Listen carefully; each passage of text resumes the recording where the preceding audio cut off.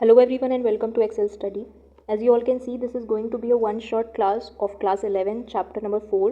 पहले old NCERT में ये चैप्टर नंबर 5 हुआ करता था, बट कोविड के बाद जब ये सिलेबस रिवाइज हुआ है और न्यू रिवाइज्ड एनसीईआरटीज रिलीज़ हुई हैं, तो उसमें ये चैप्टर नंबर 4 हो गया है, विच इज़ नोन एज और which is called sensory attentional and perceptual processes. Now अभी तक जो भी क्लासेस इस चैनल पे इस चैप्टर से रिलेटेड पढ़ी होंगी वो सारी ओल्ड सिलेबस से रेफर्ड थी, बट नाउ जब रिवाइज सिलेबस आया तो उसमें कुछ टॉपिक्स डिलीट किए गए थे इस चैप्टर में से.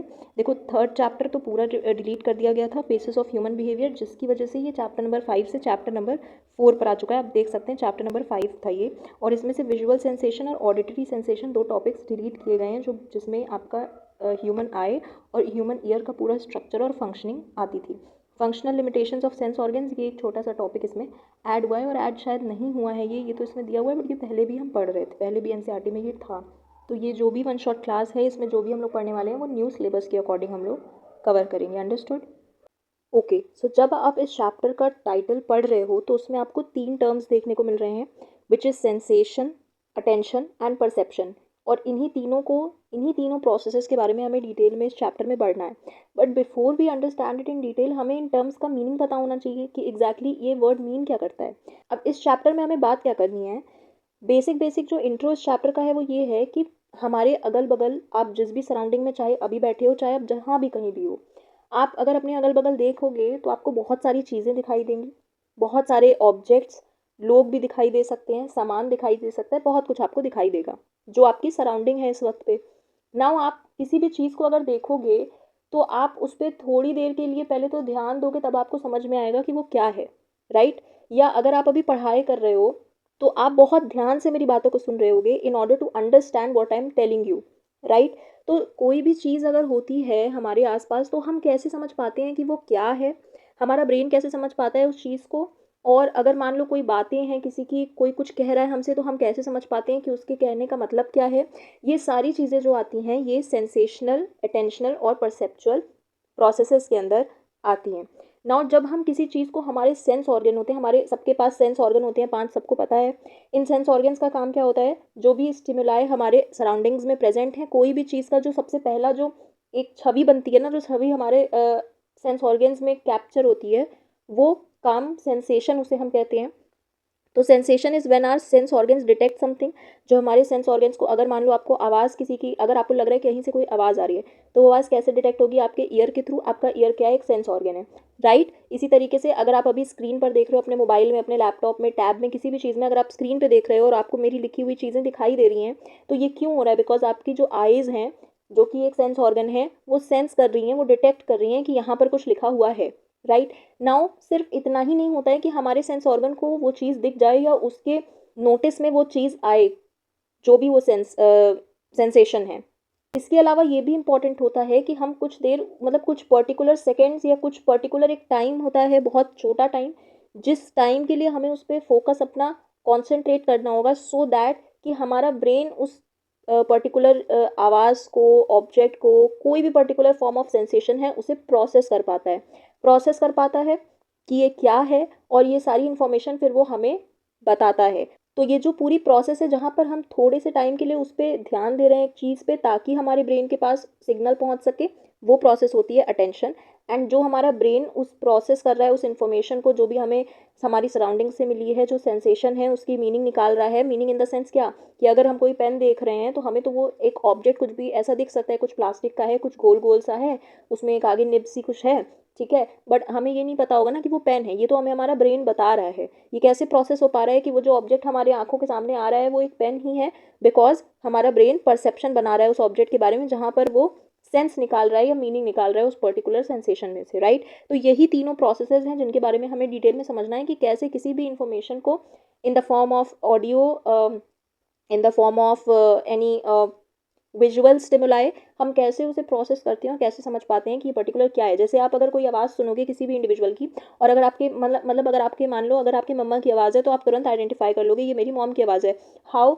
उनकी उस वॉइस की, उनका जो भी वॉइस क्वालिटी है उसकी वजह से आपके दिमाग में वो प्रोसेस हो पाएगा कि ये मेरी माँ की आवाज़ है. बच्चे भी इनफैक्ट जो है वो अपने मम्मी की आवाज़ पहचान लेते हैं. ये सब कैसे होता है? Because of these perceptual, attentional and sensational processes. तो इन्हीं के बारे में हम लोग डिटेल में आज पढ़ेंगे. इन तीनों ही प्रोसेसेस को एक साथ मिला करके एक बिगर, एक ब्रॉडर आइडिया, एक ब्रॉडर प्रोसेस होती है जिसे हम कहते हैं कॉग्निशन। कॉग्निशन के अंदर ये तीनों ही प्रोसेसेस आती हैं, ये तीनों मिलकर के कॉग्निशन प्रोसेस बनाती हैं।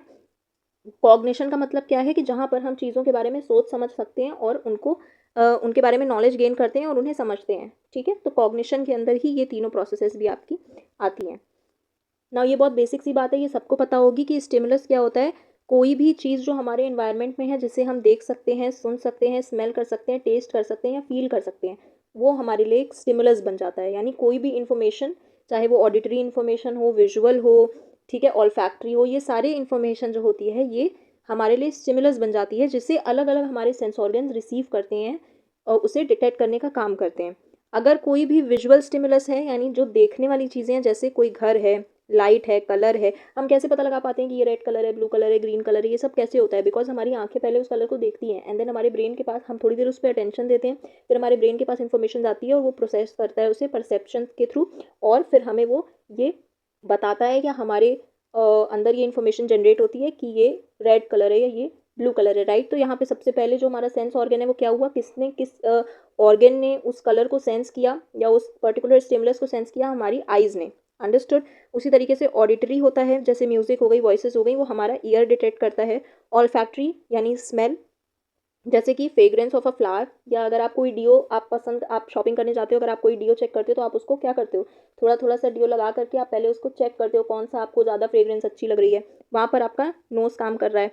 गस्टेटरी यानी टेस्ट, जिसमें स्वीट सार फूड, हम कैसे पता लगा पाते हैं जब हमें कोई चीज़ बहुत कड़वी लग रही है तो हमें कैसे पता चलता है? बिकॉज हमारी टंग टंग पर हमें ऐसा फील होता है कि वो कुछ हमें कड़वा लग रहा है या जो हम बर्दाश्त नहीं कर पा रहे हैं, राइट। तो ये टंग काम करती है। टैक्टाइल का मतलब होता है टच, कोई भी ऐसा स्टिमुलस जिसे हम टच करके समझते हैं वो टैक्टाइल स्टिमुलस हुआ, जैसे सॉफ्टनेस ऑफ क्लोथ, पेन, ये सारी चीज़ें हमारे स्किन को पता लगती हैं। Understood. Now these stimulus are all present outside our body, so these are known to be as external stimulus, right. Now हमारे बॉडी के अंदर भी कुछ दो तरीके की सेंसेस हैं, जो कि जिन्हें हम इंटरनल सेंस ऑर्गन्स या इंटरनल सेंसेस आप कह लो, ऑर्गन्स तो क्या ही है, ये इंटरनल सेंसेस आप कह सकते हो हैं। ये क्या है? काइनेस्थेटिक सेंस और वेस्टिबुलर सेंस। और इनका फंक्शन क्या होता है? काइनेस्थेटिक सेंस जो है वो हमारी बॉडी के अंदर जो प्रेजेंट होती है, ये हमें मूवमेंट्स को या बॉडी पार्ट्स की पोजीशन को सेंस करने में मदद करती है कि हमारा हाथ किस पोजीशन में है, हमें कब ऐसे हाथ अपना फोल्ड करना है, कब जैसे अगर आप जब हम नेशनल एंथम गाते हैं तो हमें पता होता है कि हमें अटेंशन में रहना है, तो हम ये कैसे समझ पाते हैं हमारा हैंड्स जो है वो अटेंशन पोजीशन में है या नहीं, कहीं हमने उन्हें फोल्ड तो नहीं कर रखा, कहीं हमने हैंड्स ज्वाइन तो नहीं कर रखे। तो ये सारी चीज़ें जो हम सेंस कर पाते हैं हम काइनेस्थेटिक सेंस के थ्रू कर पाते हैं। Then vestibular senses, it helps with balance and body orientation. जब आप योगा परफॉर्म करते हो, जब आप कोई आसन करते हो, वहाँ सब में आप सेंस कर पाते हो ना, अपने पोजीशन को बैलेंस बना पाते हो, बॉडी का कैसे आपको करना है, ये सारी चीज़ें वेस्टिबुलर सेंस के थ्रू होती हैं। तो ये कुछ दो हैं जो इंटरनल सेंसेस हमारे बॉडी के अंदर प्रेजेंट हैं। बाकी जो बेसिक आपने बचपन से पढ़ी हुई हैं वो 5 सेंस ऑर्गन्स हैं हमारे, जो कि एक्सटर्नल सेंस ऑर्गन्स हैं, which are eyes, ears, nose, tongue and skin. ये बेसिक बात है। Now this must be a new term जो आप सुन रहे हो, which is sense modalities. Sense modalities का बेसिक मतलब यही है कि हर एक सेंस ऑर्गन जो बना है वो एक पर्टिकुलर तरीके की स्टिमुलस को रिसीव करने के लिए, डिटेक्ट करने के लिए बनाया गया है। तो जो उसका स्पेसिफिक काम है, जो उसकी स्पेसिफिक जॉब है, या जिस फील्ड में उस सेंस ऑर्गन के एक्सपर्टीज़ है, उसे हम सेंस मोडालिटीज़ कहते हैं। तो it refers to a specific type of sense experience handled by a particular sense organ. जैसे कि स्मेल के लिए नोज बनी है, साइट के लिए या कोई भी ऐसे विजुअल स्टिमुलस के लिए आइज़ हैं, टच, हियरिंग, टेस्ट, ये अलग अलग सेंस ऑर्गन्स जो हैं वो एक पर्टिकुलर फंक्शन परफॉर्म करने के लिए, एक पर्टिकुलर तरीके का स्टिमुलस रिसीव करने के लिए बनाए गए हैं। The first hand experience created by stimulus detected by sensory organ is called a sensation. तो सेंसेशन क्या है? जो सबसे पहली छवि, फर्स्ट इंप्रेशन जो होता है ना, कि जब हम पहली पहली बार किसी चीज़ को देखते हैं तो जो इमेज हमारे ब्रेन तक गई उस चीज़ की, या अगर हम कोई आवाज़ सुनते हैं तो वो जो हमारे ब्रेन तक वो ऑडिटरी इंफॉर्मेशन जो है उसे ही हम सेंसेशन कहते हैं। हर एक सेंस ऑर्गन की अपनी कुछ लिमिट होती है। जैसे अगर हमारे जो ईयर्स होते हैं ना, वो कुछ एक पर्टिकुलर डेसिबल तक का साउंड सुन पाते हैं, डिटेक्ट कर पाते हैं। अगर एक रेंज होती है, जैसे मान लो ये एक आपकी लाइन है, तो हमारा ईयर जो है वो इस रेंज के बीच की पर्टिकुलर वॉइस सुन पाता है। अभी मुझे एक्जैक्टली नंबर्स नहीं याद है तो मैं आपको वो बता नहीं पा रही हूँ, बट अगर वॉइस इस डेसिबल से ज़्यादा हुई तो हम नहीं सुन पाएंगे, और अगर इस डेसिबल से कम हुई तो हम नहीं सुन पाएंगे। ये जो है वो सारे ऑर्गेनिजम्स में अलग अलग ये लिमिट्स होती हैं। जैसे डॉग्स की अलग लिमिट होगी, कैट्स की अलग लिमिट होगी, देखने की भी और सुनने की भी, और इसी तरीके से हर एक सेंस ऑर्गन की। तो इन्हीं लिमिट्स को हम क्या कहते हैं? फंक्शनल लिमिटेशंस कहते हैं। यानी कि उनकी फंक्शनिंग में जो लिमिट है उसे ही हम फंक्शनल लिमिटेशन कहते हैं। नाउ दो तरीके के थ्रेशोल्ड हमें इसमें पढ़ने हैं। First is absolute threshold and second is difference threshold. Absolute threshold का मतलब है कि जो मिनिमम वैल्यू है जहाँ पर आप उस पर्टिकुलर स्टिमुलस को नोटिस कर पा रहे हो या डिटेक्ट कर पा रहे हो, उसे हम एब्सोल्यूट थ्रेशोल्ड कहते हैं। जैसे कि ह्यूमंस का हियरिंग एब्सोल्यूट थ्रेशोल्ड क्या है, 20 हर्ट्ज है। मुझे याद आ गया, 20 हर्ट्ज, यानी कि मिनिमम 20 हर्ट्ज उस ऑडियो की वैल्यू होनी चाहिए, तभी हम उसे सुन पाएंगे। अगर मान लो 19 हर्ट्ज की भी ऑडियो है तो हमें वो सुनाई नहीं देगी या हम उसे डिटेक्ट नहीं कर पाएंगे। इसी तरीके से विजन का भी होता है कि कुछ पर्टिकुलर डिस्टेंस पे वो ऑब्जेक्ट हमारे पास रखा होना चाहिए, तभी हम उसे देख पाएंगे। अगर वो उस डिस्टेंस से ज़्यादा या उस डिस्टेंस से कम हो गई तो हमें वो ऑब्जेक्ट नहीं दिखाई देता है। और इसी तरीके से हर एक सेंस ऑर्गन की अपनी लिमिट होती है। तो जो मिनिमम इंटेंसिटी होती है किसी भी स्टिमुलस की, ताकि वो नोटिस किया जा सके या हम उसे डिटेक्ट कर सकें, उसे हम एब्सोल्यूट थ्रेशोल्ड कहते हैं। And it is also known as absolute limen, यानी इसी चीज़ को हम एब्सोल्यूट लाइमन भी कहते हैं। अब ये कुछ प्रैक्टिकल एग्जाम्पल लिखा हुआ है, इसको आप रीड कर सकते हो। इसमें दिया हुआ है कि अगर पानी में हम चीनी डालते हैं तो एक दाना चीनी डालने से क्या उसमें हमें मीठा स्वाद आता है? नहीं आता, ऑब्वियस सी बात है। तो कितना, अगर मान लो 1 चम्मच आपने चीनी डाली तब आपको स्वाद आएगा, बट तब ज़्यादा हो सकता है। तो एक एक दाना जब हम थोड़ी थोड़ी एक एक चुटकी चीनी डालेंगे ना, तो वो जो मिनिमम क्वांटिटी होगी कि कितनी चुटकी चीनी डालने के बाद हमें सबसे पहली बार मीठा स्वाद उसमें आया, वो मिनिमम जो क्वांटिटी होगी या जो मिनिमम वैल्यू होगी, उसे ही हम एब्सोल्यूट थ्रेशोल्ड या एब्सोल्यूट लाइमन कहेंगे। ठीक है, तो ये आप जो है वो रीड कर लेना। Now coming to difference threshold. अब जैसे देखो, मैंने कहा कि हम कोई किसी इंसान को बैठाते हैं और उसके सामने हम ऑडियो प्ले करेंगे। Now audio will be of different values, अलग अलग यूनिट की हम उन्हें ऑडियो सुनाएंगे। जैसे सबसे पहली ऑडियो होगी 5 हर्ट्ज की, and then 10 hertz, then will come to 15, then 18 and then 20। Now जब 5 से स्टार्ट करेंगे तो 5 हर्ट्ज भी उन्हें नहीं सुनाई देगी, 10 भी नहीं सुनाई देगी, 15 भी नहीं सुनाई देगी, 18 भी नहीं सुनाई देगी। बट 18 के बाद 20, जब 20 हर्ट्ज की ऑडियो हम लेके जाएंगे तो वो उन्हें सुनाई देगी, they will be able to hear it.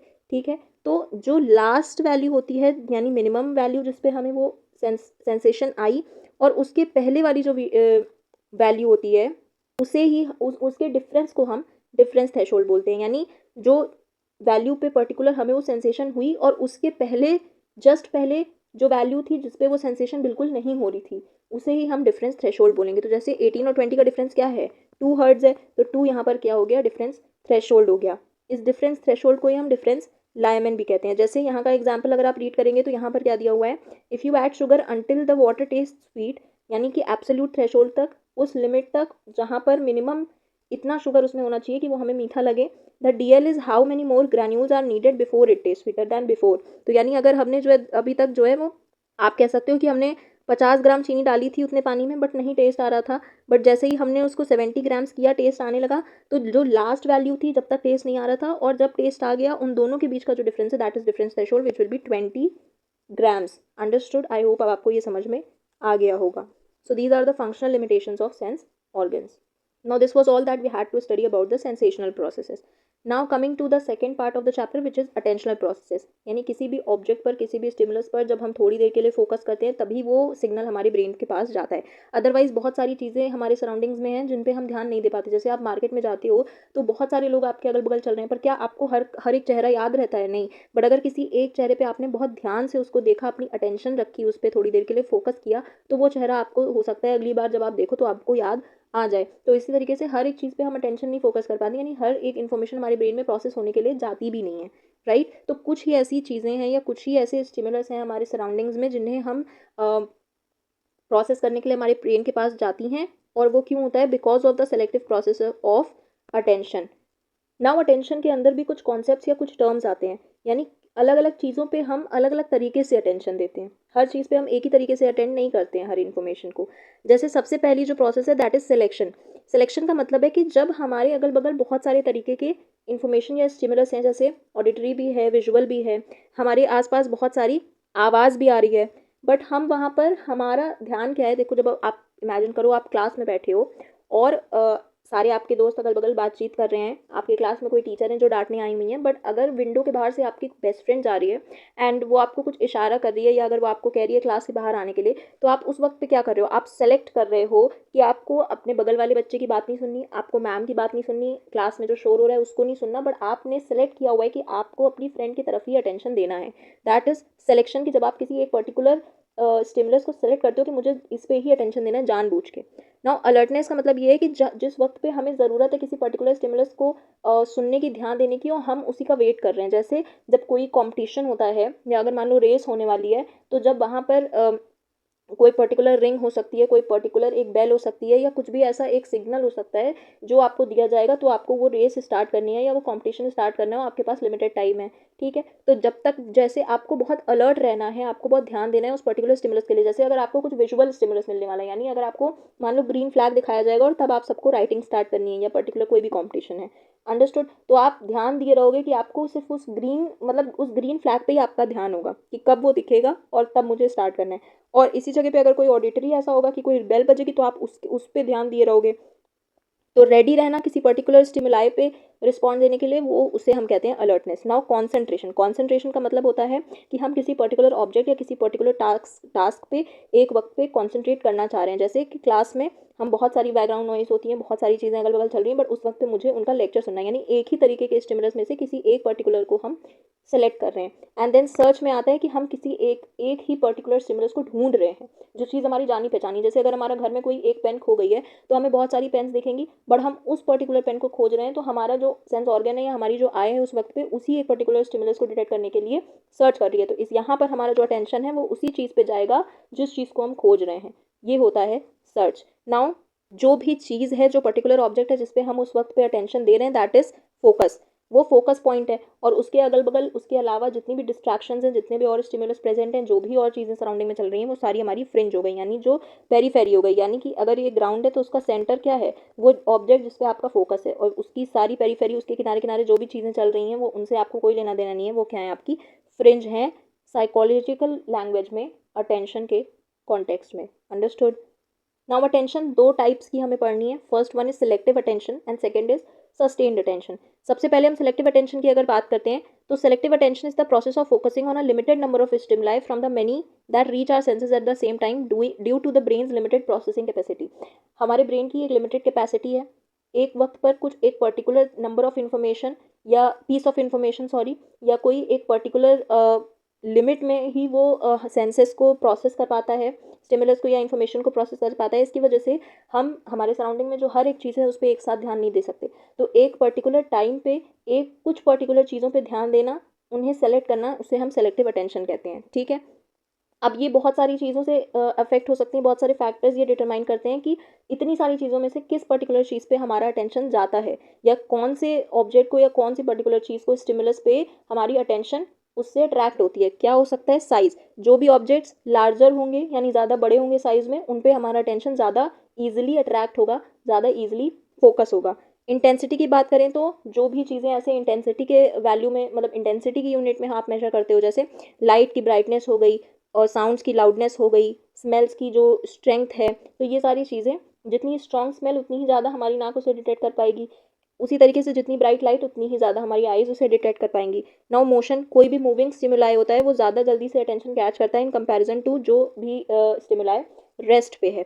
Novelty की बात करें तो न्यू और अनफेमिलियर ऑब्जेक्ट्स जिन्हें हमने पहले नहीं देखा है, जिन्हें हम पहले से नहीं जानते, उन पे हमारी अटेंशन ज़्यादा फोकस होती है in comparison to the things या ऑब्जेक्ट्स या stimulus that we have already seen earlier. Now complexity की बात करें तो moderately complex stimuli are more engaging. जो चीज़ें ज़्यादा कॉम्प्लेक्स होती हैं उन पे हमारा फोकस ज़्यादा जाता है। ह्यूमन रेलेवेंस, ह्यूमन फेसेस और figures are preferred over inanimate objects. Human faces पे हम ज़्यादा ध्यान देते हैं in comparison to non living जो भी ऑब्जेक्ट्स या चीज़ें होती हैं। उसी तरह से अगर हम साउंड की बात करें तो कोई भी ऐसी चीज़ जिसमें रिदम है, जैसे आप कहते हो कि मैम कोई भी आंसर पर्टिकुलर आप याद करने की कोशिश करो, या चैप्टर्स जो है इतनी अच्छे से हमें याद नहीं होते, बट गाने की लिरिक्स हमें बहुत अच्छे से याद हो जाती हैं। ऐसा क्यों होता है? बिकॉज गाने जो हैं वो रिदमिक फॉर्म में होते हैं, उनका एक वो रिदमिक साउंड्स होते हैं, और वो हमारी अटेंशन उस पर ज़्यादा अच्छे से जा पाती है, तो वो हमारी मेमोरी में भी उतनी ही अच्छी तरीके से फीड हो जाती है। बट चैप्टर्स तो नहीं होते बिकॉज वो रिदमिक साउंड्स नहीं होते हैं, या अगर आप मैम लेक्चर सुना रही हैं तो वो उनकी बातें तो इतनी अच्छे से हमें याद नहीं होती, तो रिदमिक साउंड्स ज़्यादा बेटर तरीके से हमारे अटेंशन को ड्रॉ करते हैं, कैच करते हैं। अंडरस्टूड। ये सब तो हो गई कि स्टिमुलस की क्या क्वालिटीज़ है जिसकी वजह से हम हमारी अटेंशन उस पर जा रही है। अब हमारे अंदर भी कुछ क्वालिटीज़ होती हैं जिसकी वजह से हम उसी चीज़ पे ध्यान दे रहे हैं। वो क्या है? मोटिवेशनल फैक्टर्स होते हैं, जैसे बायोलॉजिकल और सोशल नीड्स। जिस वक्त पे आपको भूख लगी उस वक्त पे आपको खाना ही आपकी अटेंशन फोकस कर सकता है। जैसे जब रात में भूख लगी रहती है ना, तो आप जब रील देखते हो तो आपको खाना ही दिखेगा, हर रील में खाना ही दिखेगा, और आपको वही रील्स दिखेंगी और वही रील्स पे आपका मन भी अटकेगा। नाउ कॉग्निटिव फैक्टर्स में अगर बात करें तो इंटरेस्ट होता है, जिस चीज़ में हमें इंटरेस्ट ज़्यादा होगा हम उस चीज़ पे ही ज़्यादा ध्यान देंगे। ऑब्वियस सी बात है, अगर कोई मूवी हमें नहीं पसंद आ रही है हम उसे नहीं देखेंगे, जो मूवी हमें पसंद आ रही है हम उसे देखेंगे। एटीट्यूड है, we notice things we have a favourable opinion toward, जो चीज़ हमें ज़्यादा पसंद होंगी, जिनकी तरफ हमारा ज़्यादा बायस्ड ओपिनियन होगा उन्हें ही हम देखेंगे। और प्रिपरेटरी सेट यानी कि रेडीनेस और mental preparation to respond to a certain stimuli, जिसके बारे में अभी हमने पहले पढ़ा कि अलर्टनेस, जिससे हम कह सकते हैं कि अगर आप किसी एक स्टिमुलस को देखने के लिए ही रेडी हो, जैसे अगर आप स्टेशन पे गए हुए हो अपने फ्रेंड को रिसीव करने, तो ट्रेन से बहुत सारे लोग उतर रहे हैं, तो क्या आपका ध्यान उन सब पे जाएगा? नहीं, क्योंकि आपका ध्यान जो है वो आपके फ्रेंड को ही देखने के लिए, उसी का चेहरा देखने के लिए अभी प्रिपेयर्ड है फिलहाल। Understood. Now there are three theories that talk about selective attention, कि किस तरीके से हम एक पर्टिकुलर या पर्टिकुलर कुछ नंबर ऑफ स्टिमुलाई पे हम एक टाइम पे फोकस करते हैं और बाकी सबको इग्नोर करते हैं। तो वो कैसे होता है? क्या बाकी सब जो भी स्टिमुलाई हैं वो हमें नज़र ही नहीं आ रहे, या हमारे डिटेक्शन ही नहीं हो रहा है उनका, या फिर वो प्रेजेंट होते हैं बट हमारा फोकस उन पर कम होता है, इन पे ज़्यादा होता है? ये कैसे होता है? इसके बारे में तीन थ्योरीज हमें मिली हैं। पहली है filter theory which was given bye broadband in 1956, and this says कि एक फिल्ट्रेशन सा होता है कि बहुत सारी चीज़ें प्रेजेंट हैं। जैसे आटा होता है ना, तो हम क्या करते हैं कि उस आटे को जब मम्मा रोटी बनाती होंगी, कभी आपने देखा होगा, तो उसको छाना जाता है। या अगर आपने दूध को देखा होगा, तो दूध जब भी दूध वाले अंकल जी जब दूध देने आते हैं, मिल्कमैन जो होते हैं, वो आपको जब दूध देते हैं तो देखा जाता है कि छान के हम लोग दूध यूज़ करते हैं। क्यों? क्योंकि जो चीज़ की हमें ज़रूरत है उसको हम निकाल लें, बाकी सब चीज़ों को हम फेंक दें या हटा दें उसमें से। उसी तरीके से जब ऐसे ही हमारे पास बहुत सारे स्टिमुलस होते हैं तो हम छान लेते हैं उन स्टिमुलस में से कि कौन सी चीज़ पे हमें ध्यान देना है, बाकी सबको हम क्या करते हैं, बिल्कुल इग्नोर कर देते हैं। वो सारे स्टिमुलस बिल्कुल ब्लॉक हो जाते हैं, वो हम उन पे बिल्कुल ध्यान नहीं देते। Understood. Now second theory was filter attenuation theory which was given by Treisman in 1962। इन्होंने फिल्टर थ्योरी को ही थोड़ा सा मॉडिफाई किया, उसमें कुछ चेंज किया, इंप्रूवमेंट किया अपने हिसाब से, अपने ओपिनियन से। और इन्होंने कहा कि जो भी अनसेलेक्टेड स्टिमुलाई है उसे हम फेंक नहीं देते हैं, बस उस पर हम कम ध्यान देते हैं। ज़्यादा ध्यान इस पे होता है, उस पर कम होता है। मतलब इसमें ये कह रहे थे कि जो फुल अटेंशन है वो एक पर्टिकुलर ऑब्जेक्ट पे है जिस पे हमारा अटेंशन है, और बाकी सब पे क्या है, जीरो है। बट उन्होंने कहा ऐसा नहीं है, इस पे अगर मान लो पूरा हमारा कॉन्ट्रीब्यूशन है, सॉरी अटेंशन है, तो इस पे हमारा थोड़ा सा काम होगा, नेग्लिजिबल होगा, बट जीरो नहीं हो सकता है। Understood. Now multimode theory which was given by Johnston and Heinz in 1978, ये क्या कहते हैं? इन्होंने क्या बताया कि बहुत सारे स्टिमुलस प्रेजेंट है, अब उनमें से किस चीज़ पे हमारा ज़्यादा अटेंशन जाता है, किस चीज़ पे हमारा कम अटेंशन जाता है, और ये क्यों होता है, इसके लिए इन्होंने कारण बताया। इन्होंने कहा मल्टीपल लेवल्स में हमारी अटेंशन इस तरीके से डिस्ट्रीब्यूट होती है। स्टेज वन पे आती हैं वो चीज़ें जो कि सेंसरी रिप्रेजेंटेशन, जिनमें बेसिक फीचर्स होते हैं, जैसे जिसमें कुछ हमने उनकी ऊपरी क्वालिटी या कुछ ऐसा देखा, तो उस पर हमारा अटेंशन जाएगा। स्टेज टू में होता है सिमेंटिक रिप्रेजेंटेशन, जिसमें हम स्टिमुलाई की मीनिंग को देख करके उस पर अटेंशन देने की कोशिश करते हैं। और थर्ड होता है कॉन्शियस अवेयरनेस। नाउ इनका कहना है कि early selection stage one requires less mental effort. जब हमें किसी की बेसिक फीचर्स, किसी की एक्सटर्नल ऐसे सिर्फ बनावट को देख के उस पर अटेंशन करना है, तो वो ईजिली हो जाता है, उसमें कम मेहनत लगती है। बट लेट सिलेक्शन होता है स्टेज थ्री में, requires more effort but allows deeper processing. अगर हम किसी चीज़ पे किसी भी स्टिमुलाई को अगर हम सिर्फ ऊपर ऊपर से देख के उसे प्रोसेस कर रहे हैं, तो हमें ऊपर ऊपर की इन्फॉर्मेशन पता होगी। बट अगर हम किसी स्टिमुलस को डिटेल में जाके उसकी मीनिंग समझ रहे हैं, उसको उसका परसेप्शन जो हम बना रहे हैं, उसको जो हम प्रोसेस कर रहे हैं, वो बहुत ज़्यादा डिटेल में कर रहे हैं, तो वो चीज़ हमें ज़्यादा अच्छे से समझ में भी आएगी, और उसमें उतना ही मेंटल एफर्ट भी ज़्यादा लगेगा in comparison to the previous one. Now coming to sustained attention. Sustained attention का मतलब है कि किसी बहुत सारी चीज़ें प्रेजेंट हैं बट किसी एक चीज़ पे हमने बहुत लंबे समय तक अपनी अटेंशन बना के रखी हुई है, उसे हम कहते हैं sustained attention. Also called vigilance, इसे हम विजिलेंस भी कहते हैं। It is the ability to maintain focus on a task, object और even for a prolonged period of time. अगर आपका एग्जाम है नेक्स्ट डे और घर में रिलेटिव्स आ गए हैं, तो आपको क्या करना है, आपको पढ़ाई ही करनी है। तो उस वक्त पे सेलेक्टिव अटेंशन भी है कि आपको अपनी बुक पे ही ध्यान देना है, बाकी सारे स्टिमुलस को छोड़ के। और दूसरा ये भी है कि आपको सस्टेन अटेंशन देनी है, यानी आपको उस बुक पे लंबे समय तक के लिए अटेंशन अपनी फोकस करके रखनी है, so that you are able to learn the chapter और कॉन्सेप्ट्स। इसमें क्या है कि आपने चूज़ तो कर लिया सेलेक्टिव अटेंशन के थ्रू कि आपको किस चीज़ पे ध्यान देना है, बट आपको उस चीज़ पे लंबे समय तक के लिए अगर फोकस करना है, कॉन्टिन्यूसली मेंटेन करके रखना है, तो वो आपका सस्टेन अटेंशन के थ्रू होता है। जैसे अगर आप कोई मूवी देख रहे हो, तो आपको उस पर सस्टेन, 3 घंटे की मूवी है तो 3 घंटे आपको उस पर ही ध्यान देना है, तभी आपको उसकी स्टोरी समझ में आ पाएगी। अगर आप कोई पजल सॉल्व कर रहे हैं, ब्लॉक पजल है, तो उस पर भी आपको ध्यान उसी में लगाए रहना पड़ेगा लंबे समय तक के लिए, तभी आप उसे सॉल्व कर पाओगे। पढ़ाई करते वक्त तो ये है ही। पापा जब ऑफिस का काम कर रहे होते हैं, तो वो बहुत देर तक उसी चीज़ पे उसी पर्टिकुलर टास्क में अपना अटेंशन लगा के रखते हैं, तभी वो काम हो पाता है।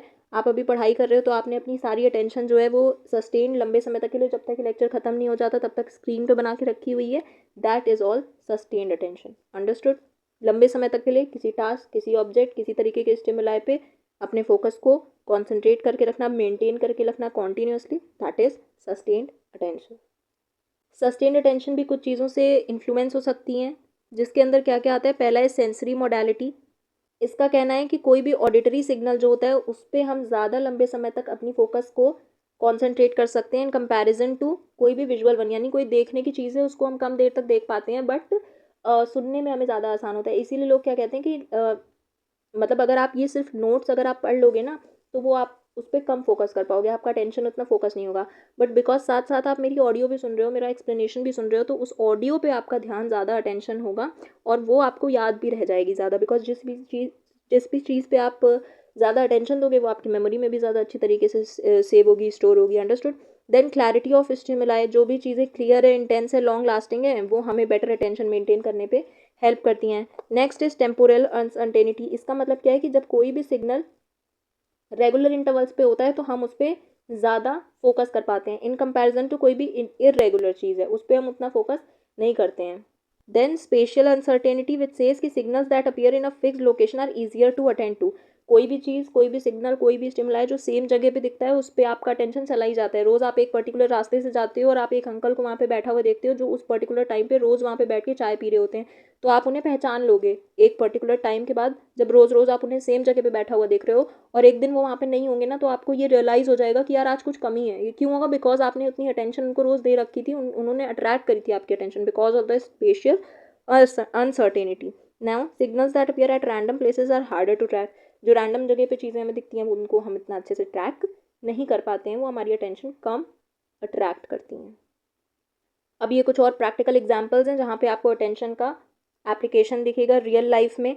जैसे कि व्हीकल्स चलाते समय जो नंबर प्लेट्स होती हैं, वो नंबर प्लेट्स इस तरीके से डिज़ाइन की जाती हैं कि उसमें कुछ इतने ही कैरेक्टर्स हों जिस पे इंसान का अटेंशन ज़्यादा फोकस हो सकता है। उसी तरीके से सर्जरी करते वक्त भी बहुत ज़्यादा अटेंशन लगानी पड़ती है। तो बहुत सारी जगह ऐसी हैं रियल लाइफ में जहाँ पर हम ऐसे अटेंशन, ऐसे ये जो फैक्टर्स होते हैं ना, इनका इस्तेमाल करते हैं चीज़ों को डिज़ाइन करने में, सो दैट कि अटेंशन अट्रैक्ट हो सके। अंडरस्टूड। ना कुछ लोगों की यही अटेंशनल एबिलिटीज़ जो होती हैं वो वीक होती हैं या पुअर होती हैं।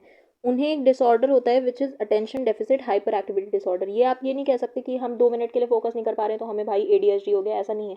इसके लिए पर्टिकुलर प्रॉपर सिम्टम्स होते हैं, प्रॉपर इसका आपका डायग्नोसिस होगा, देन ही ये हम डिक्लेयर कर सकते हैं कि हमें ADHD है। ये एक कॉमन बिहेवियरल डिसऑर्डर है जो कि ज़्यादातर प्राइमरी स्कूल एज चिल्ड्रन में पाया जाता है। इसमें क्या होता है, देखो, एक होता है अटेंशन डेफिसिट, यानी कि अटेंशन आप नहीं दे पाते हो किसी भी चीज़ पे, और हाइपर एक्टिविटी भी होती है कि मतलब ज़्यादा आपकी बॉडी एक्टिव रहती है जितना ज़रूरत नहीं है। मतलब जहाँ पे शांति से बैठना है आप शांति से बैठ नहीं पाते हो, ऑलवेज ऑन द गो, मतलब हर समय उतारू रहोगे कुछ ना कुछ करने के लिए, आप शांति से नहीं बैठ पाओगे। तो इम्पल्सिविटी होती है कि बिना सोचे समझे कुछ भी करते रहना है हमेशा। एक्सेसिव मोटर एक्टिविटी, ज़्यादा मूवमेंट होती है बॉडी में। और inability to sustain attention. Sustain attention basically हमारी सही फंक्शन नहीं कर रही होती है। क्या क्या और फीचर हैं इसके? बिहेवियरल कैरेक्टरिस्टिक्स अगर आप देखोगे, इजीली डिस्ट्रैक्ट हो सकते हो, पुअर एट फॉलोइंग इंस्ट्रक्शंस नहीं फॉलो कर पाओगे बिकॉज आप अटेंड ही नहीं कर पाओगे उन पे। पेरेंट चाइल्ड रिलेशनशिप भी में भी स्ट्रगल हो सकता है। Often rejected by peers, perform poorly in school because आप लेसन पे सस्टेन नहीं कर पा रहे हो, अपनी अटेंशन समझ नहीं पा रहे हो, पढ़ नहीं पा रहे हो सही से। इंटेलेक्चुअल डिसेबिलिटी नहीं होती है, इसका मतलब हम ये नहीं कह सकते कि वो मेंटली डिसेबल्ड है, बट इंटेलिजेंस जो है वो आप नॉर्मली यूज़ कर सकते हो। जो आपकी समझदारी है वो आप अप्लाई करोगे चीज़ों में, बट आपको नॉलेज उतनी ज़्यादा आप नहीं गेन कर पाओगे बिकॉज आप फोकस नहीं कर पा रहे हो ना उस चीज़ पे। बोल के कोई बताए तो शायद आप फिर भी समझ लो, बट इंस्ट्रक्शंस भी समझने में प्रॉब्लम होती है, तो कोई भी चीज़ मतलब इतना इन्फॉर्मेशन आप नहीं गेन कर पाते हो। बट इंटेलिजेंस, आपकी जो इनबिल्ट इंटेलिजेंस है उसको तो आप यूज़ कर ही सकते हो। ओके। कॉजेज़ अगर आप देखेंगे तो इसके बायोलॉजिकल कॉजेज़ हैं जो कि रिसर्च ने अभी प्रूव नहीं किया है, उसके लिए कोई एविडेंट नहीं दिया, उसे सपोर्ट नहीं किया है। फूड कलरिंग और डाइटरी फैक्टर से भी इसके कॉजेज बोल जाते हैं कि इनकी वजह से हो सकता है। अगर आप सोशो साइकोलॉजिकल फैक्टर्स बोलोगे तो होम इन्वायरमेंट, फैमिली इशूज़, ये सारे भी रिस्पॉन्सिबल हो सकते हैं लोगों को ADHD होने के पीछे। मेडिकेशन राइटलिन दिया जाता है जिससे कि हाइपर एक्टिविटी रिड्यूस होती है, डिस्ट्रैक्टेबिलिटी यूज़ होती है, बट ADHD क्योर नहीं हो पाता है, थोड़ा हम उसकी इंटेंसिटी कम कर सकते हैं। CBT दी जाती है जहाँ पर डिजायर्ड बिहेवियर को हम रिवॉर्ड करते हैं, रिवॉर्ड और पनिशमेंट का मेथड यूज़ करके। बिहेवियर मैनेजमेंट प्रोग्राम्स होते हैं, पॉजिटिव रीइंफोर्समेंट, इससे एरर्स मिनिमाइज होंगे, इमीडिएट फीडबैक हम दे पाएंगे and increase chances of success. आगे बढ़ते बढ़ते अब हम पहुंच चुके हैं परसेप्चुअल प्रोसेसेस टॉपिक पे। Sensational and attentional processes complete topic हमने कर लिया है नाउ। परसेप्चुअल प्रोसेसेस क्या होती हैं बेटा? अभी तक हमने देखा कि हम किसी स्टिमुलस को पहले डिटेक्ट करते हैं and then what we do, we attend to it, हम थोड़ी देर के लिए उस पर फोकस करते हैं, एंड देन वो क्या होता है, सिग्नल के फॉर्म में हमारे ब्रेन के पास जाता है। अब ब्रेन पे जो हो रहा है ना, that is known as perception. यानी अब हम उस ऑब्जेक्ट, उस इमेज या जो भी ऑडियो या जो भी चीज़, जो भी फॉर्म में इंफॉर्मेशन है, अब हम उसे प्रोसेस कर रहे हैं, हम उसे मीनिंग समझने की उसकी कोशिश कर रहे हैं कि ये क्या है। जैसे अगर कोई ऑब्जेक्ट हमने देखा है तो हम समझेंगे कि ये ऑब्जेक्ट क्या है। हमें कैसे पता चलता है पेन और पेंसिल के बीच में फ़र्क, हमें कैसे पता चलता है अलग अलग कलर्स के बीच में डिफरेंस, हम कैसे अलग अलग लोगों की आवाज़ें पहचान जाते हैं बिना उन्हें देखे भी। हम अगर उनकी आवाज़ सुनेंगे तो विल एबल टू रिकॉग्नाइज़ कि ये किसकी आवाज़ है, राइट। तो ये सारी चीज़ें कैसे हो पाती हैं, बिकॉज हम परसेप्शन बनाते हैं, मीनिंग निकालते हैं उनसे, वो हमारा ब्रेन करता है। अब सेंसेशन में तो हम क्या करते हैं, रॉ एक्सपीरियंस होता है सेंसरी ऑर्गन से, सेंसरी ऑर्गन ऐसे रॉ कुछ रॉ जो भी स्टिमुलस होता है वो हमें देते हैं। बट हम सिर्फ सेंसरी ऑर्गन्स की काम से या सेंसेशन प्रोसेस से सिर्फ हम उसको नहीं समझ पाएंगे चीज़ को, हम तो उसे सिर्फ देख पाएंगे ना। अगर हमारा ब्रेन जो है वो ये प्रोसेस नहीं करेगा, उस इन्फॉर्मेशन को हमें बताएगा नहीं कि ये चीज़ क्या है, तो हम नहीं जान पाएंगे कि वो क्या है। हम बस उसे देख पाएंगे कि हाँ कुछ तो है भाई। अगर मान लो मैं बैट देख रही हूँ, मैं देख रही हूँ यार कुछ तो है, जिसमें नीचे थोड़ा सा वाइड है, ऊपर जाके एक हैंडल जैसा कुछ लगा हुआ है, बट ये तो क्या है, बट मैं ये नहीं समझ पाऊंगी। मैं उसे उस इन्फॉर्मेशन को ना, जो टुकड़ों टुकड़ों में मैंने उसको जैसे डिस्क्राइब किया ना, मैं उसे ऑर्गेनाइज करके ये नहीं बता पाऊंगी कि यार ये एक बैट है, इससे खेला जाता है, हम क्रिकेट में इसका इस्तेमाल करते हैं, ये सब मैं नहीं बता पाऊंगी अगर परसेप्शन की प्रोसेस नहीं होगी तो it is the process of interpreting and giving meaning to sensory information using psychological factors जैसे मेमोरी, लर्निंग, इमोशंस, मोटिवेशन, इन सारी प्रोसेसेस का यूज़ करके हम परसेप्शन बनाते हैं किसी भी चीज़ के बारे में। Now when we see an object और एनीथिंग सच इंफॉर्मेशन, तो हम उसे कैसे प्रोसेस करते हैं। दो तरीके होते हैं किसी भी ऐसी विजुअल इन्फॉर्मेशन के बारे में, अगर हम कॉन्टेक्स्ट में बात करें तो कैसे हम उसे प्रोसेस करते हैं। दो तरीके होते हैं। पहला तो ये कि हम उसे पूरा पहले देख लेंगे और हम उसे एज अ होल देखते हैं, मतलब हम उसे टुकड़ों टुकड़ों में नहीं देखते हैं। जैसे हम क्या करेंगे, अब जैसे अगर मैं बता रही हूँ तुम्हें, आजकल ना कुछ रील्स इंस्टाग्राम पे ऐसी दिखती हैं जिसमें वो कहते हैं कि कुछ आपको ऐसे सीन्स वो दिखाएंगे, एम्बिग्यूअस सी ऐसे कुछ पिक्चर्स दिखाएंगे, और दिल से कि अगर आप इन सीन्स, मतलब इन एस्थेटिक सीन्स से, या कुछ भी ऐसी चीज़ें, कुछ भी ऐसी कुछ भी ऐसा विजुअल हो सकता है कि जो आपको उस फिल्म से कनेक्ट करके बताए कि वो फिल्म है, तो आप क्या कर रहे हो यहाँ पे, कुछ ऐसे विजुअल्स देख रहे हो टुकड़ों टुकड़ों में, एंड देन उन सारे विजुअल्स को ऑर्गेनाइज करके your brain is able to perceive कि ये उस मूवी का बारे में सारे हिंट्स हैं, ये उसी मूवी के सीन्स हैं एंड ऑल, राइट। तो यहाँ पर जब हम चीज़ों को टुकड़ों टुकड़ों में देखकर एंड देन उसे ऑर्गेनाइज करके, और तब हम समझ पा रहे हैं कि एज अ कंप्लीट पिक्चर ये क्या बनेगा, this kind of processing is known as bottom up processing. ये परसेप्शन का तरीका जो होता है इसे हम बॉटम अप प्रोसेसिंग कहते हैं। Now second type is top down processing. इसमें क्या होता है, इसका आंसर मैं बताऊंगी आपको एक टेस्ट करने के बाद। वो टेस्ट क्या है, इस तरीके की बहुत सारी पिक्चर्स आपने देखी होंगी, या बहुत सारे वर्ड्स आपने इंस्टाग्राम पे ऐसे देखे होंगे, रील्स देखी होंगी, या कहीं भी ऐसे व्हाट्सएप पर बहुत सारे ऐसे क्विजेस टाइप के सर्कुलेट होते रहते हैं, जहाँ पर आपको कुछ निमोनिक्स लिखे रहते हैं, एंड देन उसमें लिखा रहता है कि अगर आप इसको रीड कर, मतलब अगर जैसे लिखा है कि ILY, तो आपको पता चल जाएगा ना ILY देख के कि इसका मतलब क्या है, राइट। तो उसी तरीके से अगर आप ये पिक्चर देख रहे हो तो क्या आप इसको रीड कर पा रहे हो कि ये क्या लिखा हुआ है। आराम से सब लोग रीड कर लेंगे, this is nothing but just a failure, यही लिखा हुआ है इसमें। बट हम ये कैसे समझ पा रहे हैं, बिकॉज करेक्ट तो नहीं लिखा हुआ है, सही से तो नहीं लिखा हुआ, ये हम कैसे समझ पाए कि ये क्या लिखा हुआ है। इसका जो जस्टिफिकेशन बेटा हमें मिलेगा वो हमें टॉप डाउन प्रोसेसिंग समझने के बाद मिलेगा। ये कहता है कि हम रिकग्निशन स्टार्ट करते हैं फ्रॉम द होल कॉन्सेप्ट, मतलब हम उस चीज़ को पूरा एज ए देख लेते हैं, एंड देन हम उसकी पार्ट्स को देखना पसंद करते हैं। कभी कभी ऐसा होता है ना कि जैसे स्पेलिंग किसी वर्ड की गलत लिखी रहती है, बट आपके दिमाग में इतना ज़्यादा हमें आदत है ना उस वर्ड को देखने की। जैसे मान लो अगर एडजेसेंट वर्ड है, अब एडजेसेंट में मान लो ADJACENT ये स्पेलिंग होती है, बट मैं उसको वहाँ पर क्या लिखा हुआ है ADJACNET, तो क्या उसे कोई एडनेट पढ़ेगा, नहीं पढ़ेगा, सब उसे एडजेसेंट पढ़ के चले जाएंगे, वहाँ से निकल लेंगे आगे। ऐसा क्यों होगा, बिकॉज हमें एडजेसेंट वर्ड स्पेलिंग, मतलब उस टाइप का वर्ड देखने की आदत पड़ी हुई कि हम उसको ऐसे नहीं देखेंगे ADJACENT एडजेसेंट, ऐसे तो नहीं पढ़ेंगे, हम उसे एज अ होल पूरा वर्ड देख लेंगे, स्पेलिंग एडजेसेंट पढ़ के हम आगे निकल जाएंगे। But if we stop and look at its parts, तो वो अलग मीनिंग दे रहा है, अलग स्पेलिंग है, अलग वर्ड है। तो ऐसा यहाँ पर इस प्रोसेस को हम कहते हैं टॉप डाउन प्रोसेसिंग, जहाँ पर हम किसी चीज़ को एज अ होल एक बार में देख के उसकी हम मीनिंग, उसका परसेप्शन हम बना लेते हैं कि ये तो एडजेसेंट ही लिखा हुआ है, एंड देन अगर हमने उसके पार्ट्स को देखा होता, अगर हमने उसके एक एक स्पेलिंग, एक एक लेटर को देखा होता, तो हम ऐसा मीनिंग ना निकालते, तो हम समझ पाते कि वो एडजेसेंट नहीं लिखा हुआ है, वो स्पेलिंग वहाँ पर मिस्टेकन है, राइट। तो इस तरीके की प्रोसेसिंग को, या इस तरीके की परसेप्शन प्रोसेसिंग को हम क्या कहते हैं, टॉप डाउन प्रोसेसिंग कहते हैं, जहाँ पे हम किसी चीज़ को एज अ होल देखते हैं। फॉर एग्जाम्पल अ डॉग, अगर हम बॉटम अप प्रोसेसिंग के हिसाब से एक डॉग को देखेंगे तो पहले हम उसके ईयर्स देखेंगे, उसके लेग्स देखेंगे, उसके 4 लेग्स हैं, अच्छा 4 लेग्स हैं तो ये कोई एनिमल होगा, इंसान तो नहीं हो सकता। इस तरीके से छोटी छोटी इन्फॉर्मेशन को हम कंबाइन करके ये समझ पाएंगे that it is a dog. But अगर हम टॉप डाउन प्रोसेसिंग की बात करें तो वहाँ पे हम पहले उस डॉग को देखेंगे and then we'll look at its features. Understood? तो बॉटम अप प्रोसेसिंग में हमारा जो ध्यान होता है या जो हमारा परसेप्शन होता है वो स्टिमुलस ड्रिवन होता है कि हमें स्टिमुलस कैसा दिख रहा है। बट टॉप डाउन प्रोसेसिंग में हमारी जो पहले से नॉलेज हमारे दिमाग में भरी हुई है ना, उसके बेसिस पे हम किसी भी चीज़ को परसीव करते हैं। जैसे हमने एडजेसेंट की स्पेलिंग रॉन्ग लिखी थी पर हमारे दिमाग में एडजेसेंट की स्पेलिंग है तो हमने उसे ऐसा समझ लिया। Now next topic is the perceiver. Perceiver का मतलब कौन ये सारी चीज़ें परसीव कर रहा है, कौन स्टिमुलस में से प्रोसेस करके मीनिंग निकाल रहा है, सेंस दे रहा है उन चीज़ों को। हम ह्यूमन बींग्स दे रहे हैं, राइट? तो वी आर द परसीवर, हम ही मीनिंग निकाल रहे हैं, हम ही परसेप्शन बना रहे हैं चीज़ों के बारे में। अब हम किसी चीज़ को कैसे देखते हैं, हम उसको कैसे समझते हैं ना, इसको भी अफेक्ट करते हैं, इसको भी इन्फ्लुएंस करते हैं कुछ फैक्टर्स। वो क्या हो सकते हैं? पहला है हमारा मोटिवेशन, यानी हमारी नीड्स क्या है, हमारी डिज़ायर्स क्या हैं, जो हम चाहेंगे, जो हमारी ज़रूरत होगी एक वक्त पे, वो उस वही चीज़ उसी तरीके से हम ज़्यादा चीज़ों को देखेंगे। जैसे अगर हमारी थिंकिंग नेगेटिव होती है तो हम लाइफ की हर सिचुएशन को नेगेटिव पर्सपेक्टिव से देखते हैं। बट अगर हमारी थिंकिंग पॉजिटिव है तो हम लाइफ में जो भी सिचुएशंस हैं या जो भी सर्कमस्टांसेस हम फेस कर रहे हैं उन्हें भी हम एक पॉजिटिव पर्सपेक्टिव से देखते हैं। उसी तरीके से वही एक एप्लीकेशन उसका आप समझ सकते हो कि जैसी हमारी नीड्स और डिज़ायर्स होती हैं, जैसी हमारी ज़रूरत होती है, जैसी हमारी चाहत होती है, वैसे ही हम चीज़ों को परसीव करते हैं। फॉर एग्जाम्पल, हंग्री लोगों को जो भी आप देखोगे वो खाने जैसा दिख सकता है, आपको कुछ फूड रिलेटेड ही लगेगा।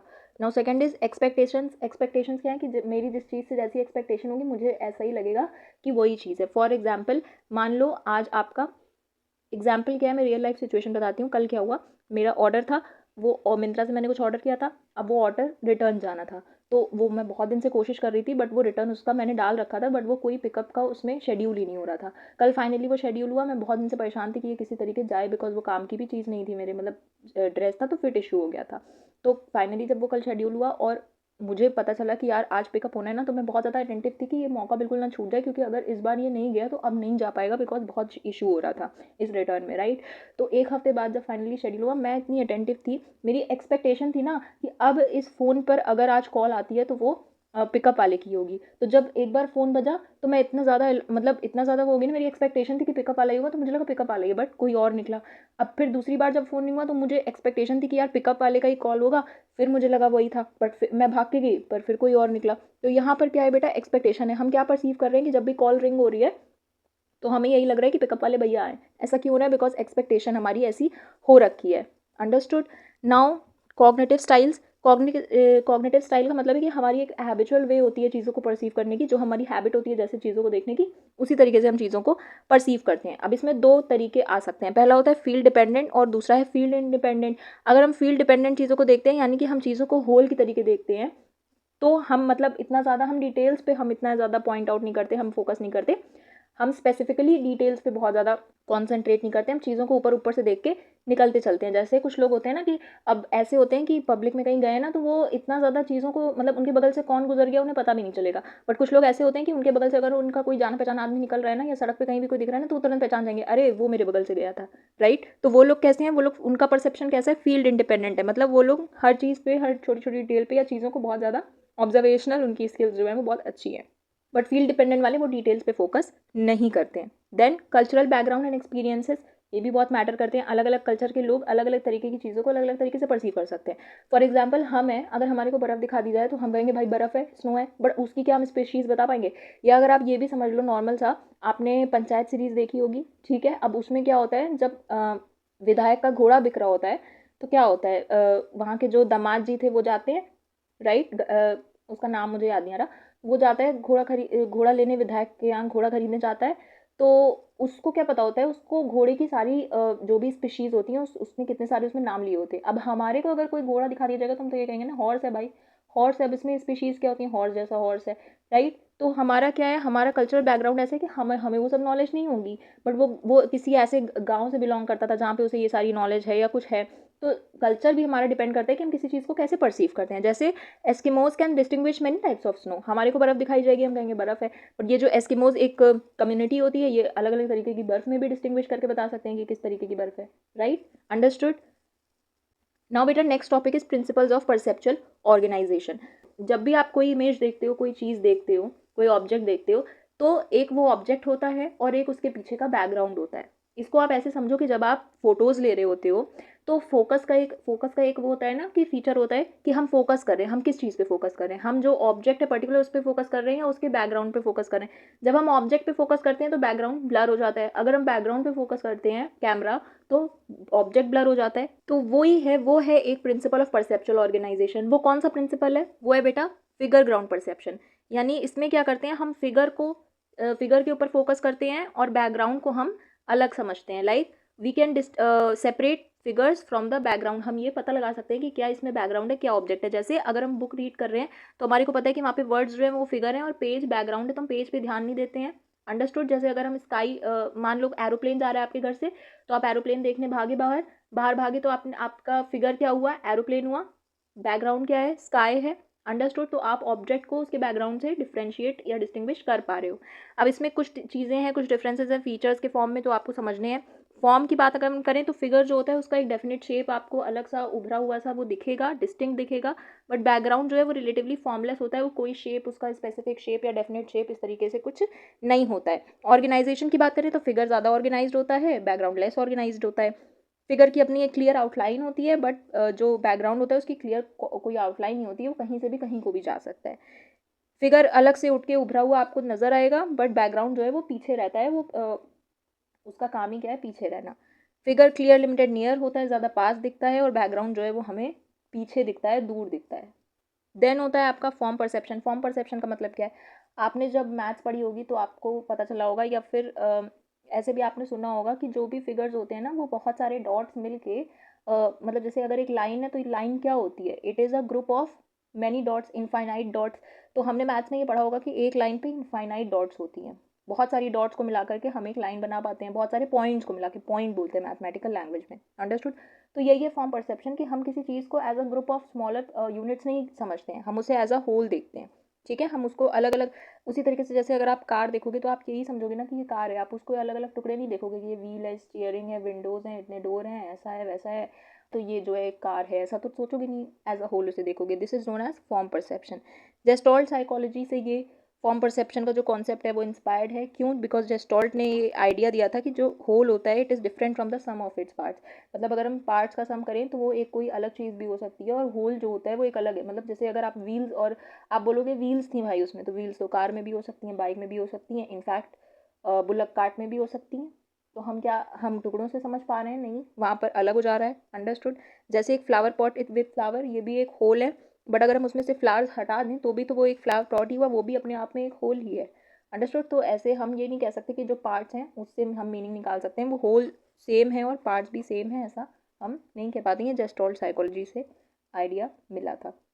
और एक जो प्रिंसिपल था दैट वाज प्रेग्नेंस। प्रेग्नेंस मतलब गुड फॉर्म भी इसे हम कहते हैं कभी कभी। ये बताता है कि the brain is naturally incline to perceive things in the most simple organise and stable form. मतलब हम चीज़ों को ज़्यादा सिंपल तरीके से, ऑर्गेनाइज तरीके से, स्टेबल फॉर्म में हम ज़्यादा उसे परसीव करते हैं, कॉम्प्लेक्सिटी हम उसमें कम परसीव करते हैं। Now there are some principles of perception that are given by gestalt. ठीक है, ये क्या कहते हैं? Principle of proximity. इसका कहना होता है कि जो चीज़ें पास पास होती हैं उन्हें हम एज अ ग्रुप परसीव कर लेते हैं, और जो चीज़ें अलग होती हैं उन्हें हम उस ग्रुप में ऐड ऑन नहीं करते हैं। जैसे अगर यहाँ पे आप देख रहे हो 3 लाइन्स ये पास पास है, तो हम इसे एज अ ग्रुप इसको अलग कर दे रहे हैं और इसको अलग कर दे रहे हैं। जैसे अगर कोई भी 2 लड़कियाँ हमेशा साथ में दिखती हैं स्कूल में, या 3-4 बच्चे साथ में दिखते हैं, तो हम उन्हें एज अ ग्रुप परसीव कर लेते हैं। टीचर को लगता है कि यार ये चारों की अपनी एक ग्रुप है, ये ही हैं डिफॉल्टर्स क्लास के, राइट। इसी तरीके से प्रिंसिपल ऑफ सिमिलैरिटी होता है कि हम सिमिलर चीज़ों को एक एज अ ग्रुप कंसिडर कर लेते हैं। जैसे यहाँ पर अगर मैं देखूँ तो एक लाइन ऐसी जा रही है, this is also a line. ये हॉरिजॉन्टल आपके जो कॉलम्स हैं, अगर आप वर्टिकल देखोगे तो वर्टिकल भी कॉलम्स हैं, बट अगर हमें इसको ऑर्गेनाइज करने को बोला जाए या परसीव करने को बोला जाए तो हम इसमें क्या, ये प्लस परसीव कर पा रहे हैं, यहाँ पर हम छोटे छोटे स्क्वायर्स परसीव कर पा रहे हैं। वाई? बिकॉज सिमिलैरिटी का ये जो प्रिंसिपल है इसकी वजह से, बिकॉज ये सिमिलर फिगर्स हैं और हम इन्हें एज अ ग्रुप परसीव कर ले रहे हैं। प्रिंसिपल ऑफ कॉन्टिन्यूटी कहता है कि जो भी चीज़ें ऐसे कॉन्टीन्यूस फ्लोइंग लाइंस होती हैं हम उन्हें एज अ मतलब हम कॉन्टीन्यूस और फ्लोइंग लाइंस को, पैटर्न्स को प्रेफर करते हैं। अब जैसे यहाँ पर क्या है कि ये रेड वाली लाइन जो है वो ऐसे शेप में जा रही है और ब्लैक वाली ऐसे शेप में जा रही है, पर फिर भी हम इसको कैसे देखेंगे? एक हम कॉन्टीन्यूस फ्लो में अगर हम देखें तो ये स्ट्रेट लाइन हम इसे ऐसे परसीव करेंगे, इसे हम ऐसा करेंगे। Understood. Now principle of smallness. Smaller areas are more likely to be seen as figures. While larger are background. मतलब अगर ये एक पिक्चर है तो इसमें इतना पार्ट अगर वाइट है और ये सारा ब्लैक है तो ऑब्वियस सी बात है हम इस वाइट पार्ट को ही फिगर समझेंगे और बाकी के सारे पार्ट को हम बैकग्राउंड समझेंगे। जैसा कि आप इस इमेज में भी देख पा रहे हो, वाइट पार्ट कम है, ब्लैक पार्ट ज़्यादा है, तो जो स्मॉलर पार्ट है वो वाइट है तो हम उसे एज अ एप्पल परसीव कर रहे हैं, पर बाकी सारे को हम बैकग्राउंड समझ ले रहे हैं। नेक्स्ट देखो प्रिंसिपल ऑफ सिमेट्री। इसमें क्या होता है कि हम जो भी सिमेट्रिकल हमारे को शेप्स दिखते हैं हम उसे एज अ फिगर परसीव कर लेते हैं और जो सिमेट्रिकल होते हैं उसे हम बैकग्राउंड समझ लेते हैं, राइट। जैसे यहाँ पर अगर आप देखो तो क्लोज तो ये हैं, प्रॉक्सिमिटी में ये हैं, राइट। बट अगर हमें ग्रुप ऐसा समझना होगा तो हम क्या करेंगे, ये स्क्वायर ब्रैकेट का हम ग्रुप समझ पा रहे हैं, ये हम कर्ली ब्रैकेट्स का ग्रुप समझ पा रहे हैं, बिकॉज हम सिमेट्रिकल फिगर्स को एज अ फिगर, मतलब सिमेट्रिकल शेप्स को एज अ फिगर हम कंसिडर करते हैं। प्रिंसिपल ऑफ सराउंडेडनेस कहता है कि जो भी एरिया सराउंडेड है किसी और एरिया से या फिगर से, मतलब जो शेप से या डिज़ाइन से, उसे हम एज अ फिगर परसीव कर लेते हैं, नॉट द बैकग्राउंड। जैसे इसमें इस पिक्चर में अगर बात करी जाए तो हमें ये एक ट्रायंगल दिख रहा है और ट्रायंगल सराउंडेड है इन सर्कल से, राइट। तो हमें क्या दिख रहा है यहाँ पे कि हम इस एरिया को जो कि इनक्लोज्ड है, जो कि सराउंडेड है किसी और एरिया से, हम उसे फिगर समझ ले रहे हैं और बाकी को बैकग्राउंड समझ ले रहे हैं। बल्कि अगर हम देखें कि यहाँ पर ब्लैक पार्ट ज़्यादा है और ये सर्कल छोटा है, लेकिन फिर भी because this is surrounded by some other shape और सम अदर जो भी आप कह सकते हो area, that is why this is considered as figure. Now अगर हम प्रिंसिपल ऑफ क्लोजर की बात करेंगे तो we tend to fill in gaps in incomplete images and perceive whole shapes. जो भी इनकम्प्लीट इमेजेस होती हैं हम उनमें अपने आप से जो है वो स्पेस को फिल कर लेते हैं और उसे हम एज अ फिगर समझ लेते हैं। जैसे इसे हम एज अ जीब्रा समझ पा रहे हैं बिकॉज इसमें जो भी ये वाइट स्पेसेस हैं हम उसे फिल कर ले रहे हैं, हम समझ ले रहे हैं कि this is a zebra. Understood.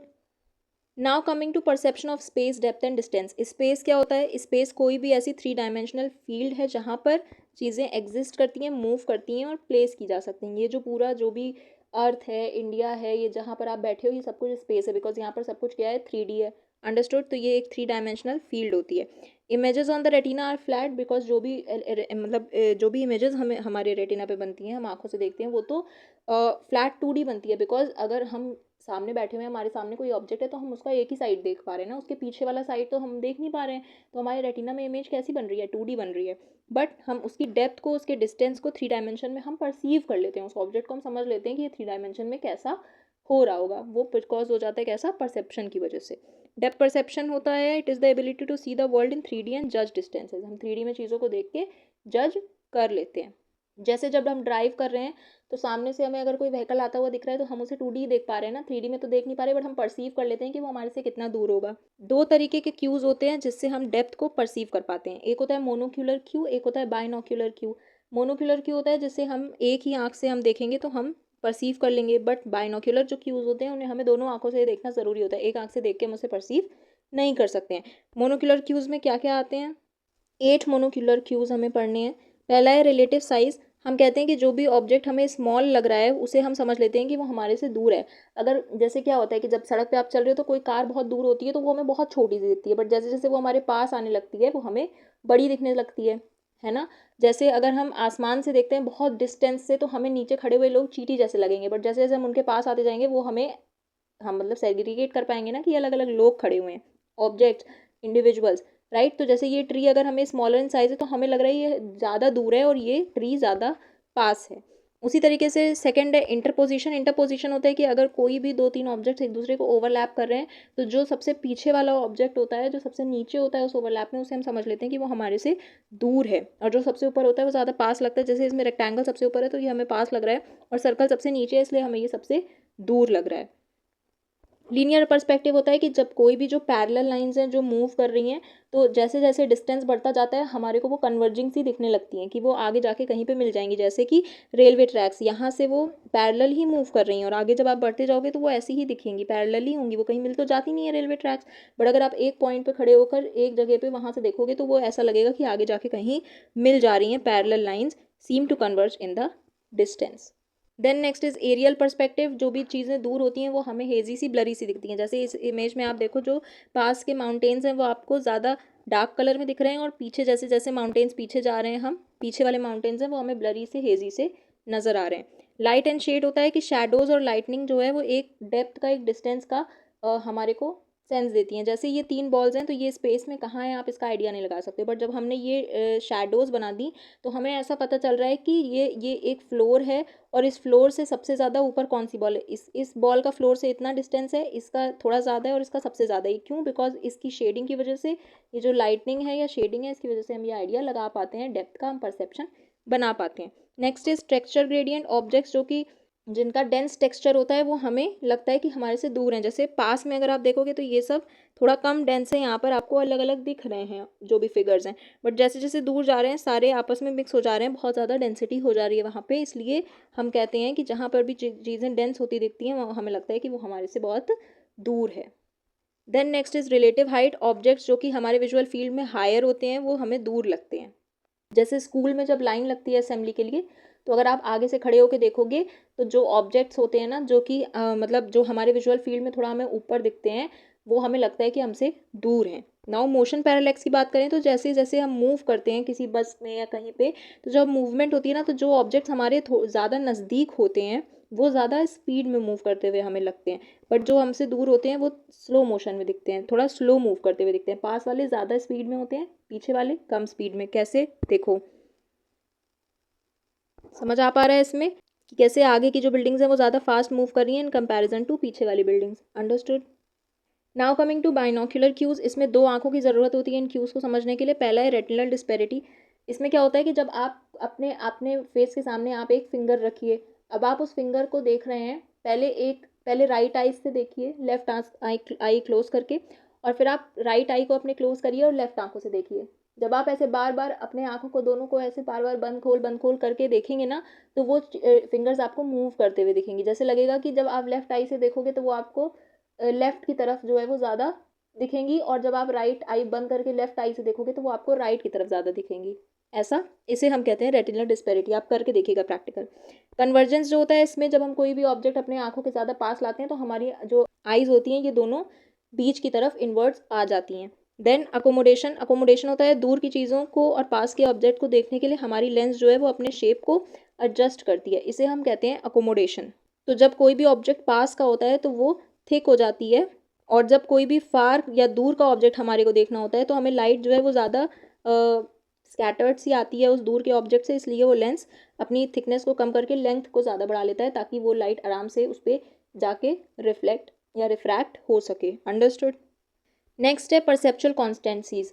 कुछ चीज़ें जब परसेप्शन में हमें जो पहले से चीज़ें पता रहती है ना, मीनिंग हमारे पास जो नॉलेज रहती है, एक्सपीरियंस रहता है, उसके बेसिस पे कुछ चीज़ें ऐसी होती हैं कि वो हमें दिख चाहे जैसी भी रही हो, या हमारे जो सेंसेशन आ रही है वो चाहे जैसी भी आ रही हो, हम उसका परसेप्शन जो बना पाते हैं वो एक कॉन्स्टेंट परसेप्शन होता है जो हमारे पास्ट नॉलेज या एक्सपीरियंस पे डिपेंड करता है। जैसे साइज कॉन्स्टेंसी। अगर हमें हमारे दोस्त की हाइट पता है तो हम ये पता लगा पाएंगे, हमारा परसेप्शन इतना है कि वो कितना लंबा होगा, चाहे वो हमसे बहुत दूर हो। जब हमारे रेटिना में वो छोटा दिख रहा है, जो हमारा सेंसेशन आ रहा है वो कम हाइट का आ रहा है, और जैसे जैसे वो हमारे पास आ रहा है तो हमारे सेंसरी ऑर्गन को, आइस को, वो बड़ा होता हुआ दिख रहा है ना, ग्रो होता हुआ दिख रहा है, बट हमारे दिमाग में जो परसेप्शन है वो हमें पता है कि उसकी हाइट कितनी है, वो कितना लंबा है, बिकॉज हमें पास से नॉलेज है ये।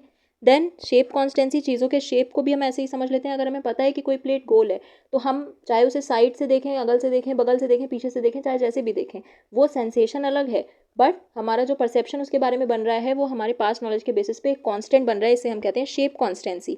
And then brightness constancy. हम कहते हैं कि चाहे हम जिस भी तरीके की लाइट में देखें, अगर कोई चीज़ हमें पता है कि वो रेड है तो वो हमें रेड ही हमें पता होगा, हम जो परसेप्शन उसका बनाएंगे वो हम रेड ही बनाएंगे, भले उसके शेड्स जो हैं वो किसी और लाइटिंग में अलग कलर के दिख सकते हैं, बट हमारा परसेप्शन हमारे पास नॉलेज के बेसिस पे हमें बता देता है कि ये रेड ही होगा। परसेप्शन में हमारे सेंसेशन जो मिल रही है वो अलग मिल रही है रेटिना के नॉलेज के या रेटिना के डिटेक्शन के बेसिस पे। अंडरस्टूड। तो ये होता है परसेप्चुअल कॉन्स्टेंसीज, जहाँ पर सेंसरी इनपुट में चेंजेस आ रहे हैं बट जो हम परसेप्शंस बनाते हैं वो स्टेबल होते हैं, वो सेम होते हैं। Now coming to illusions. बहुत सारे इल्यूजन्स भी होते हैं। इल्यूजन्स का मतलब गलत फहमी, कि जो हमें लगता है कि ऐसा है बट ऐसा होता नहीं है। तो इल्यूजन्स आर मिस परसेप्शंस, जहाँ पर हम किसी चीज़ को, किसी भी इंफॉर्मेशन को गलत तरीके से परसीव कर लेते हैं, गलती हो जाती है हमें उसकी मीनिंग को समझने में। जैसे ये बताते हैं कि perception is not always accurate. इससे हमें पता चलता है कि जो भी परसेप्शन हम चीज़ों को लेकर बना रहे हैं वो हमेशा करेक्ट ही नहीं होते, बट कभी कभी इन्फ्लुएंस भी हो जाते हैं कॉन्टेक्स्ट से, एक्सपीरियंस से या विजुअल ट्रिक्स से। ये कैसे कैसे होता है? अलग अलग तरीके के इल्यूजन्स होते हैं। पहला है geometrical illusions. Two equal lines appear to be different in length due to the direction of arrow like ends. इसका मतलब क्या है? आप देखो, समझो। 2 लाइंस मैं बना रही हूँ बिल्कुल सेम लेंथ की, यहाँ से यहाँ तक, यहाँ से यहाँ तक। अब अगर इसको मैं इस तरीके के इन आउटवर्ड्स फेसिंग एरो से बनाऊँ और दूसरे में मैं इनवर्ड्स फेसिंग एरो बना रही हूँ, ठीक है। अब ये दोनों लाइन में आपको क्या लग रहा है, लेंथ ज़्यादा लग रही है, क्यों? सिर्फ और सिर्फ एरो की डायरेक्शन की वजह से। बट ये लाइन जो बीच की है वो तो बिल्कुल सेम लेंथ की है ना। बट ये हमारा एक ज्योमेट्रिकल इल्यूजन है जिसे हम म्यूलर लायर इल्यूजन कहते हैं। इसमें कोई भी जो 2 लाइंस हैं वो सेम लेंथ की हैं, बट फिर भी हमें एक लाइन लंबी लगेगी, एक लाइन छोटी लगेगी एरो की डायरेक्शन की वजह से। Then next is vertical horizontal illusion. इसमें क्या होता है, कोई भी वर्टिकल लाइन वो हमें ज़्यादा लंबी दिखती है हॉरिजॉन्टल से। जैसे सेम लेंथ की मैं वर्टिकल लाइन बनाऊंगी और सेम लेंथ की मैं हॉरिजॉन्टल लाइन बनाऊंगी, वर्टिकल लाइन जो होगी मुझे ज़्यादा लंबी लगेगी in comparison to horizontal line. और ऐसा नहीं है कि ये इल्यूजन किसी एक को होते हैं, ये यूनिवर्सल इल्यूजन जो सबको होते हैं। कुछ इल्यूजन्स ऐसे भी होते हैं जो आपके पर्सनल हो सकते हैं, जो सिर्फ आपको हो रहे हैं, बट ये जो इल्यूजन्स हम इसमें पढ़ रहे हैं साइकोलॉजी में, ये यूनिवर्सल इल्यूजन्स हैं, ये सबके द्वारा एक्सपीरियंस किए जाते हैं। एपरेंट मूवमेंट इल्यूजन होता है जिसे हम 5 फेनोमेनन भी कहते हैं, और इसी फेनोमेनन का या इसी इल्यूजन का यूज़ करके मूवीज़ बनाई जाती हैं, या ये जो भी आप पहले के टाइम में जो रील्स आया करती थी जिसपे फोटोज़ या वीडियोस शूट किया जाता था, वो सब भी 5 फेनोमेनन पे ही चलती थी। जैसे आपने तारे ज़मीन पर मूवी देखी होगी, उसमें ईशान ने एक आप कह सकते हो छोटे सा नोटबुक था उसका, उसमें उसने कुछ ड्राइंग्स बनाई थी, जिसमें हम कह रहे थे कि हर पेज पे उसने अलग अलग पार्ट्स बनाया हुआ था उस ड्राइंग का, और जैसे जैसे हम पेजेस को एक साथ टर्न कर रहे थे तो वो पेजेस, वो पिक्चर्स जो है वो हमें एक स्टोरी सी बताती हुई दिख रही थी कि कैसे कैसे वो धीरे धीरे उसका हाथ जो है वो अपनी फैमिली से अलग होता जा रहा है, कैसे कैसे उसे सेपरेट कर दिया जा रहा है अपनी फैमिली से, राइट। तो ये क्या था, ये एपरेंट मूवमेंट इल्यूजन था, जहाँ पे हमें लगता है कि कुछ स्टिल इमेजेस हैं बट वो हमें मोशन में लगने लगती हैं। उनको इस तरीके से रैपिडली सक्सेशन में एक के बाद एक दिखाया जाता है कि वो हमें वीडियो सी लगती हैं। जैसे मूवीज़ और एनिमेटेड साइंस, ये भी क्या होते हैं, ये पिक्चर्स के ग्रुप होते हैं जिनको एक के बाद एक ऐसे दिखाया जाता है, 1 सेकंड में बहुत सारी उस पिक्चर की फ्रेम बना दी जाती हैं सो दैट वो एक वीडियो के फॉर्म में हमें लगने लगता है। इसकी स्टडी वर्दीमर ने की थी, जिन्होंने ये बोला कि ये brightness, size, spacing, timing effect, ये सारे जो है वो इल्यूजन क्रिएट करने में मदद कर सकते हैं। अब हम लोग क्लास के लगभग लास्ट टॉपिक पर पहुंच चुके हैं, which is socio cultural influences और परसेप्शन। परसेप्शन लोग जो बनाते हैं, लोग जो चीज़ों को जिस जिस उसकी जैसी मीनिंग निकालते हैं, उसको जिस पर्सपेक्टिव से देखते हैं, वो कल्चर पे भी डिपेंड करता है। अलग अलग कल्चर बैकग्राउंड के लोग अलग अलग चीज़ों को अलग अलग तरीके से परसीव करते हैं, और इसको प्रूव करने के लिए एक क्रॉस कल्चरल स्टडी की गई थी इल्यूजन पे बेस्ड, जो कि सीगल, कैम्पबेल एंड हर्स्कोविट्स ने की थी। इनकी स्टडी का जो भी रिजल्ट था या कंक्लूजन था, उसके बेसिस पे हम ये समझ पाते हैं कि सोशियो कल्चरल इन्फ्लुएंसेस भी होते हैं परसेप्शन में। कैसे? अफ्रीकन सब्जेक्ट्स थे और वेस्टर्न सब्जेक्ट्स थे, उनको सेम कंडीशंस दिखाई गई। कौन सी कंडीशंस? एक म्यूलर लायर इल्यूजन वाली कंडीशन और एक वर्टिकल हॉरिजॉन्टल इल्यूजन वाली कंडीशन, दोनों ही फिगर्स उनको दिखाए गए।